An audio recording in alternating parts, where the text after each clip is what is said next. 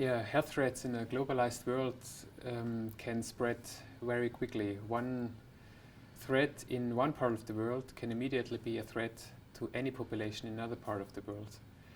On top of it, also that international traffic and trade have increased very much due to globalization, which is an opportunity for health threats to spread.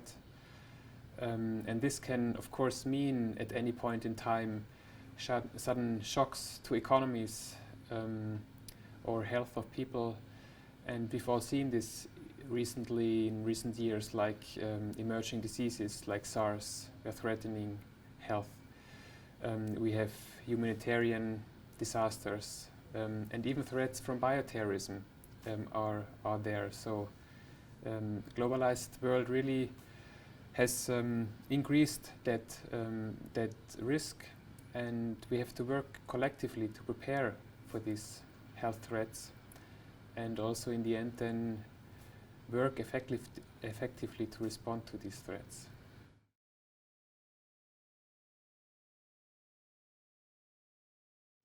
Yeah, the International Health Regulations, abbreviated IHR, is an international law. It's legally binding for 194 countries globally.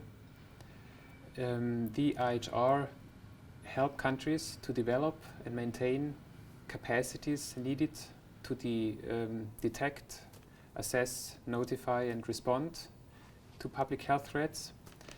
But they also help countries to share information in a timely and transparent manner.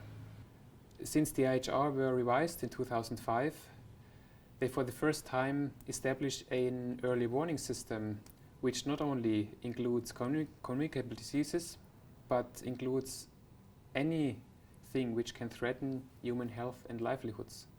The IHR as such are vital to ensure global health security and to promote information sharing and collaboration. The countries have to develop a set of 8 core capacities. They include, among other issues, national legislation. They include cross-sectoral public communication, emergency response, laboratory work, training, but they also have specific requirements for airports, ports and ground crossings. What is very beneficial for countries that actually the costs are very low, the costs for implementation, as the key capacity coordination doesn't require any additional funding.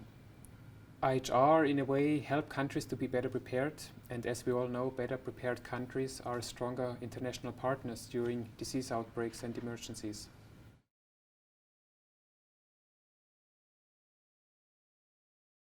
The IHR follow the principle to prevent the spread of diseases, but at the same time avoid restricting travel and trade.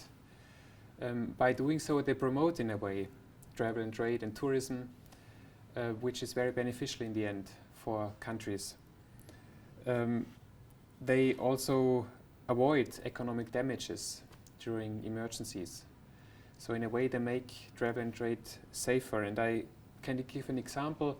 During the threat posed by the coronavirus, WHO based its risk assessment on IHR criteria and sound epidemiological facts.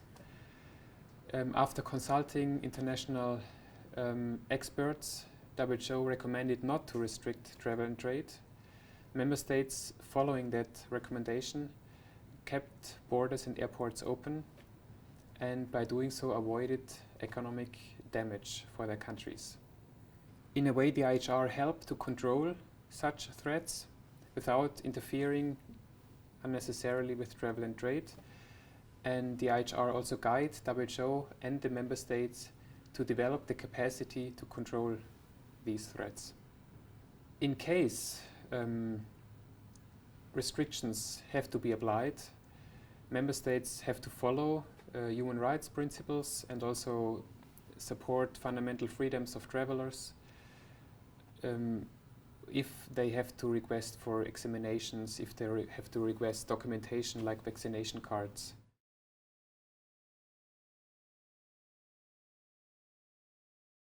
WHO is guiding the countries to develop the capacities needed to detect, assess, notify and respond to public health threats.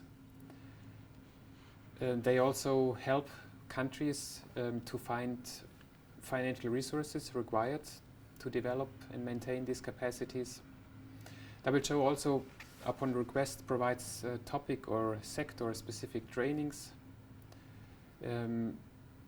Countries which are part of the IHR in turn have access to information gathered by WHO, which helps them to prepare themselves for any public health threats.